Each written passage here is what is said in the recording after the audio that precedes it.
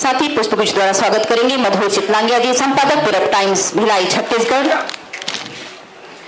ललित साहू जी, दुर्ग संभाग bureau chief साधना news, पुष्पगुच्छ द्वारा स्वागत करेंगे।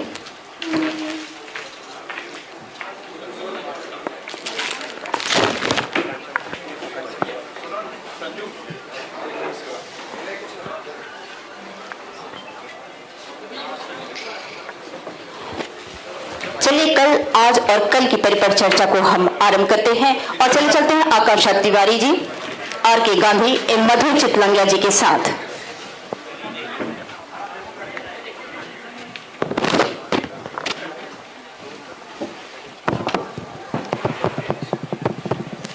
तो चर्चा की इस कड़ी को आगे बढ़ाते हुए और हमारे साथ में बेहद ही खास मेहमान ये सिंहदेव जी हमारे साथ में मौजूद है, पंचायत एवं ग्रामीण विकास मंत्री, स्वास्थ्य मंत्री, और इस परिचर्चा के लिए समय निकालने के लिए आपका बहुत बहुत धन्यवाद करना चाहूँगा टी एस बाबा जी कि आपने इतना समय निकाला। और परिचर्चा में जिस तरह से हम लगातार ये बातचीत करें कल, आज और कल को लेकर कि इतिहास के पन्नों में हम किस तरह से देखें मौजूदा समय क्या है और आने वाले समय में क्या हो सकता है। और चूंकि छत्तीसगढ़ सरकार भी गढ़बो नवा छत्तीसगढ़ की परिकल्पना के साथ आगे बढ़ रही है, तो पहले हम गढ़बो नवा छत्तीसगढ़ को समझते हैं कि गढ़बो नवा छत्तीसगढ़ में क्या क्या चीजें हो रही है। पहले तो धन्यवाद साधना परिवार को मुझे अपने बीच में और सभी श्रोताओं के बीच में आने का आपने अवसर दिया। गढ़बो नवा छत्तीसगढ़ अपने आप में ही एक नया प्रांत है।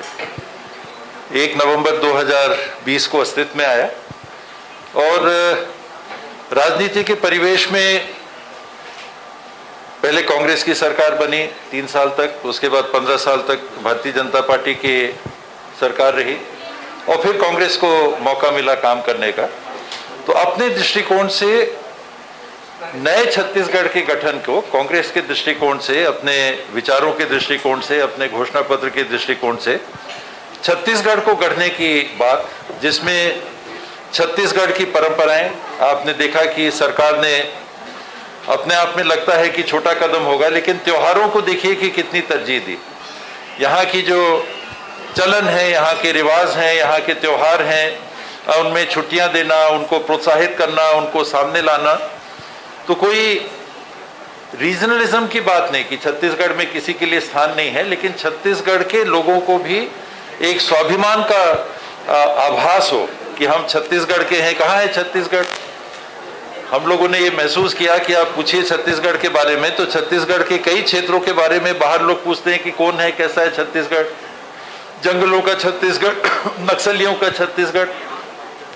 तो एक नई पहचान इसको दिलाना, लोगों के सोच में यहाँ बड़ी इकाइयाँ बनी, बड़े बड़े बांध पूर्व में बने, ऐसा नहीं है कि छत्तीसगढ़ में कोई काम नहीं हुआ, बड़े बड़े उद्योग आए, उनकी स्थापना हुई, फिर भी छत्तीसगढ़ की पहचान अमीर धरती के गरीब लोग। हमने शुरू किया छत्तीसगढ़ तो एक जो वाक्य हमने सुना, उसको हमने सुना कि अमीर धरती तो है हमारी, लेकिन लोग यहाँ गरीब हैं।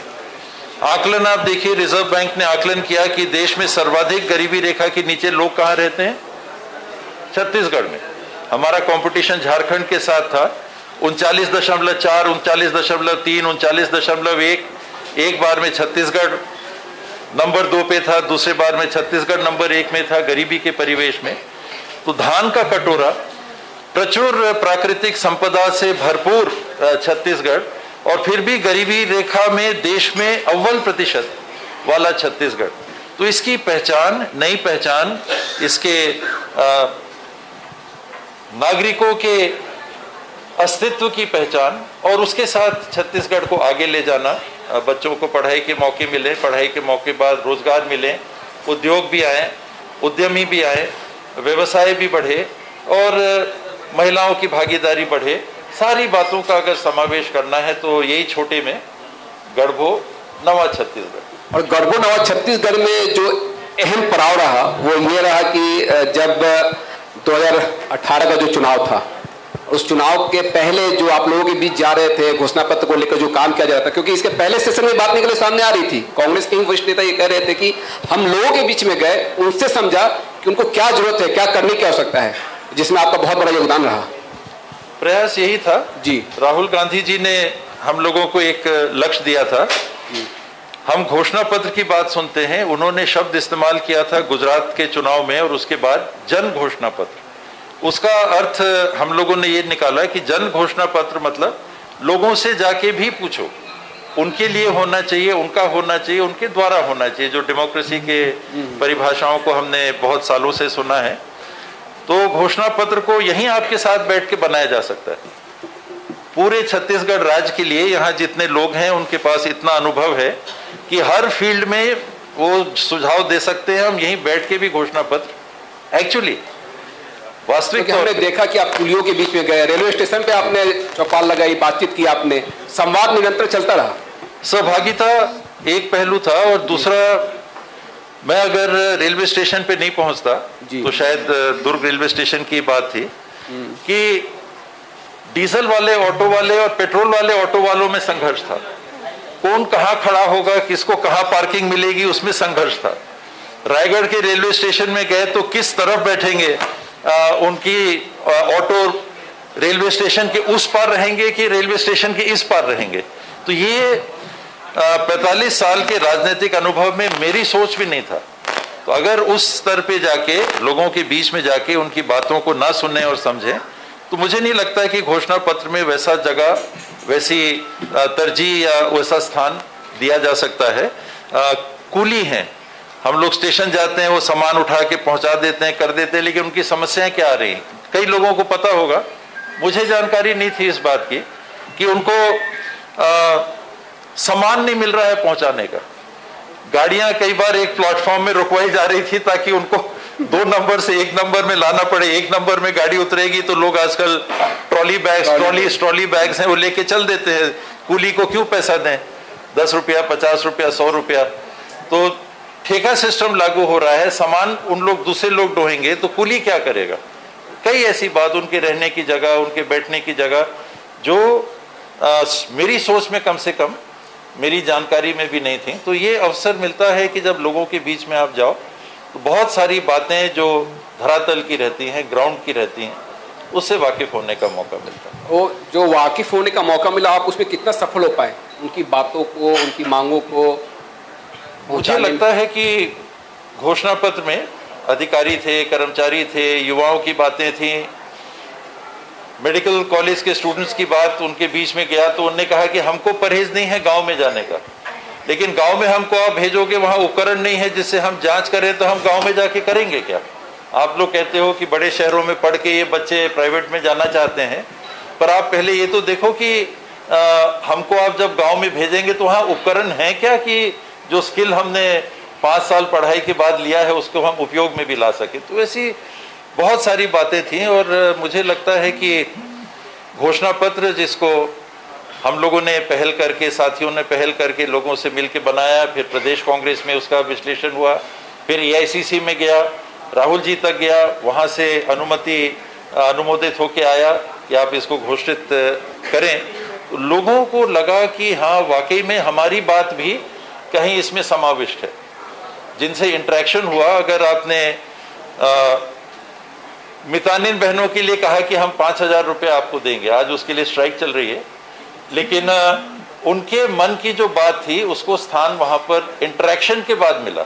आप आवेदन के माध्यम से भी ले सकते थे, यहाँ बैठ के हम लोग बुलाते, उनके यूनियन है वो दे देते, लेकिन हर जगह जाके सफाई कर्मचारी हैं उनकी क्या स्थिति है, नियमितीकरण की बात है उसकी क्या स्थिति है, सिंचाई के बारे में लोग क्या चाहते हैं, खेती के बारे में लोग क्या सोचते हैं, न्यूनतम समर्थन मूल्य, कई जगह लोगों ने कहा कि नहीं दाम नहीं, हमको पानी दीजिए। आज प्राथमिकता दाम देने में है, कम से कम 2500 रुपया का हम आपको कीमत धान का उपलब्ध कराएंगे। लेकिन मुझे फील्ड में लोगों ने क्या कहा कि नहीं दाम ठीक है, पहली प्रायोरिटी किसान है, हम मेहनत कर सकते हैं, हम खेती कर सकते हैं, हमको पानी उपलब्ध कराइए खेत में, फिर दाम भी आप कराते हो तो ठीक है, और भी सहयोग आप करवाओगे तो ठीक है। तो ऐसी बातें हैं जो सामान्य से तमाम बातें आई, तमाम सेक्टर की बात हुई। क्या राजनीति से जुड़ा हुआ भी कुछ सवाल आया जनता के बीच से? राजनीतिक प्रतिबद्धता की मैं बात करना चाहूंगा। राजनीति पार्टीगत या व्यक्तिगत? दोनों तरीके से। पार्टी का 15 साल से भारतीय जनता पार्टी शासन में थी, कई काम हैं जो उनने भी अच्छे किए थे। कोई भी सरकार में रहता है तो पब्लिक के टैक्स का पैसा सरकार के पास आता है और उसका उपयोग वो करते हैं, उनको ये अवसर मिलता है। तो कहीं ना कहीं एक डिस्कनेक्ट सा दिखा था उस समय। एक माहौल जो था वो भारतीय जनता पार्टी के वो साथी जो हम लोग से भी कभी कभी संपर्क में आते थे, वो कहते थे कि हमारी नहीं सुनी जा रही, कार्यकर्ता की नहीं सुनी जा रही। तो घोषणा पत्र में आप अगर देखेंगे तो एक इस बात का भी उल्लेख है कि अवसरवाद को हम समाप्त करेंगे, अधिकारी क्या बोलते हैं उसको, अवसरशाही को हम समाप्त करेंगे। तो एक ये भावना वहां थी राजनीतिक तौर पे अगर देखिए कि कार्यकर्ताओं को और तरजीह मिलनी चाहिए, उनकी सुनवाई होनी चाहिए। राहुल जी आए थे तो उन्होंने एक बात कही थी कि नहीं, मैं चाहता हूं कि जहां जहां कांग्रेस ने परफॉर्मेंस दिया है उस पोलिंग बूथ के जो साथी काम करते थे, आप सुनिश्चित करो कि कम से कम इतना काम उनको मिलना चाहिए। हम कितना कर पा रहे हैं एक और बात है, लेकिन जो बात आई थी, आपने घोषणा पत्र के समय की बात कही, तो इस प्रकार की बातें खुल के सामने आई थी। और व्यक्तिगत बात रहती है तो जो राजनीति में अपने दल में थोड़े अगुवाई का स्थान पा लेते हैं, उनके बीच में ये बात रहती है कि मौका लगा तो मुख्यमंत्री कौन बनेंगे, तो इनमें से बनेंगे। तो काफी चर्चा रही, चर्चा जी, लेकिन चर्चा पर विराम नहीं लग पा रही है। वो होता है क्योंकि देखिए चुनाव के बाद अच्छे नतीजे आए, उसके बाद 4 लोगों को दिल्ली बुलाया गया था। चरणदास महंत जी, अमृत साहू जी थे, भूपेश बघेल जी थे और मेरे को भी बुलाया गया था। तो ये अपने आप चर्चा में आ जाता है कि ये चारों में से शायद चुने, हो सकता है 5वां भी चुनते, लेकिन मुख्यमंत्री में ये 4 हो सकते हैं कि जिनके बीच में चुना जाएगा। और फिर दौर चला, दिल्ली में 2-3 दिन के अंदर ही तय हो गया था, कंसल्टेशन हुई, चर्चाएं हुई और अंततः भूपेश बघेल जी को मुख्यमंत्री के रूप में काम करने की जिम्मेदारी मिली। और उसी समय से कहीं टीवी चैनल में 2.5 वाली बात आ गई, तो वो पीछा नहीं छोड़ रही है, अभी भी 2.5 साल तो बीत गए।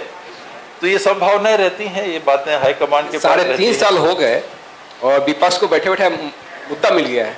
विपक्ष रह रहे इस मुद्दे को उठाती, मुद्दा नहीं है, ये एक पार्टी के अंदर की अरेंजमेंट है कि पार्टी किसको जिम्मेदारी देना चाहती है। विपक्ष को तो हमने गुजरात में देखा, पूरा मंत्रिमंडल ही उनने बदल दिया, मुख्यमंत्री के साथ पूरा मंत्रिमंडल बदल गया।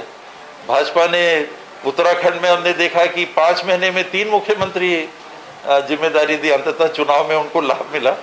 लेकिन मुझे नहीं लगता था कि इस बार उनकी स्थिति बहुत अच्छी, शायद पंजाब में भी वही फॉर्मूला अपनाया गया, पंजाब में भी चेंज हुआ, कांग्रेस पार्टी के अंदर लास्ट मिनट में चेंज हुआ चीफ मिनिस्टर का। तो इसलिए ये बातें चर्चा में एक संभावना के रूप में बनी रहती हैं कि कभी कभी हम कहते हैं कुछ भी हो सकता है, ऐसा नहीं है कि कुछ भी हो सकता है, लेकिन अगर संभावना है तो उस पर चर्चा चलती रहती है जी।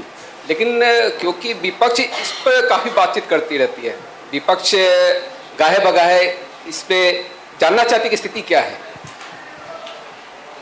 विपक्ष को तो इसमें सोचना ही नहीं चाहिए, समय जाया नहीं करना चाहिए, क्योंकि उनका काम उनको लगता है कि मालिक दूसरे में मिल जाएगा। ये हम लोग के घर की बात है जी। और सरकार के काम में देखें, मुझे कहीं नहीं लग रहा कि कहीं अड़चन दिख रही है। मेरा नाम भी आता है एक संभावित मुख्यमंत्री के रूप में, आपने पहले ही कहा, मैंने उसको छुपाया नहीं। तो कौन से काम में अड़चन दिख रही है? कोरोना काल आया, कोई दिक्कत आई क्या? स्वास्थ्य विभाग में फंड्स की दिक्कत आई क्या? पंचायत विभाग में फंड्स की दिक्कत आई क्या?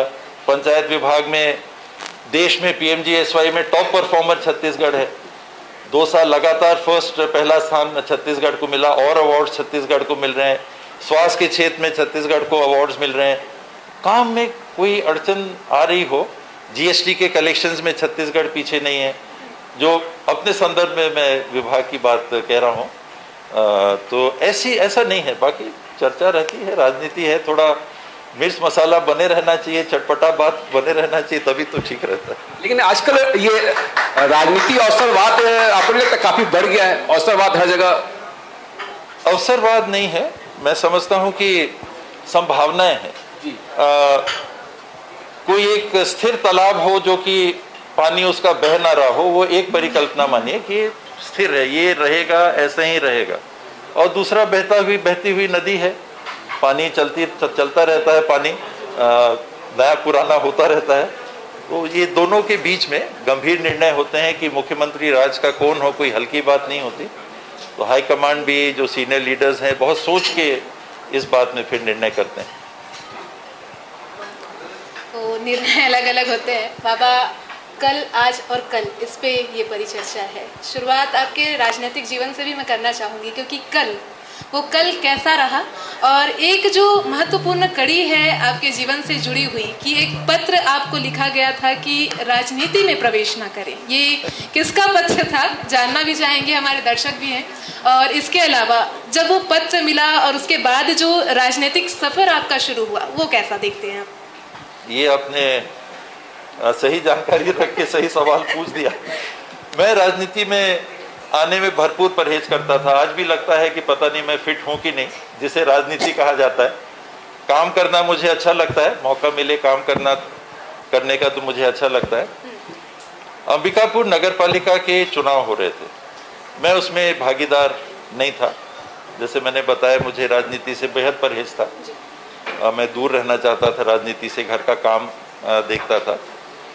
उस दरमियान म्यूनिसिपल के चुनाव में एक ऐसी परिस्थिति आई कि मेरे चाचा, काका, वो मदर की तरफ से, परिवार की तरफ से सरगुजा में काम देखते थे, राजनीतिक काम देखते थे। उनने एक व्यक्ति का नाम प्रपोज किया नगर पालिका के अध्यक्ष के लिए।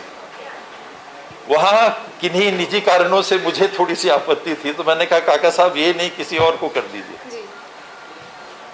तो मेरी राजनीति से परहेज को जानते हुए, समझते हुए, उन्होंने कहा नहीं, या तो आप बनो, नहीं तो इन्हीं को बनाएंगे। और उस व्यक्ति के संदर्भ में मेरे मन में इतनी पीड़ा थी किसी कारण से, घटनाक्रम, वो प्राइवेट है तो मैं नहीं, सबके सामने नहीं कह रहा हूं, कि मैं फंस गया। मैंने कहा नहीं, ये नहीं, तो कहे कि आपको बनना पड़ेगा। मैं कहा नहीं काका साहब, ये नहीं, किसी और को कर दीजिए। उन्होंने कहा नहीं नहीं, यही रहेंगे, नहीं तो आपको बनना पड़ेगा। तो मैं राजनीति के भंवर में फंस गया। अभी भी उसी भंवर में है आप कि निकल पाए? कई बार लगता है कि अगर कोई सरल रास्ता मिले तो चुपके से निकल जाओ। ये कई चीजें हैं जो मुझे अच्छी नहीं लगती। राजनीति के कई पहलू हैं। और उस समय डैडी ने चिट्ठी लिखा, और शायद मेरे लिए जीवन का दुर्भाग्य मानो, कभी उन्होंने, मदर फादर ने मेरे को कभी नहीं कहा कि ये करो, ये पढ़ाई करो, आर्ट्स लो कि साइंस लो, कि बोर्डिंग स्कूल में जाओ, कि घर में पढ़ो, ये बिजनेस करो कि वो सर्विस करो। दो चीज मेरे को डैडी ने बोली करने को, और दुर्भाग्य से मैं दोनों नहीं कर पाया। एक, उन्होंने कहा कि लॉ तुम कर लो। उनको लगता होगा कि ये थोड़ा आदर्शवादी है, राजनीति के दुनिया में टिकेगा नहीं, इसको कोई जगह मिलेगी नहीं, बिजनेस भी पता नहीं ये कर पाएगा कि नहीं। तो उन्होंने कहा लॉ करो, शायद वकालत कर लोगे, जज वज बन सकते हो। वो कैरियर उन्होंने मेरे को सुझाव दिया था। मैंने ज्वाइन भी किया लॉ का क्लास, कॉलेज अंबिकापुर में ज्वाइन किया। मिलना जुलना लोगों से इतना रहता था, मैं पढ़ नहीं पाता था जितना मेरे को किताब पढ़नी चाहिए।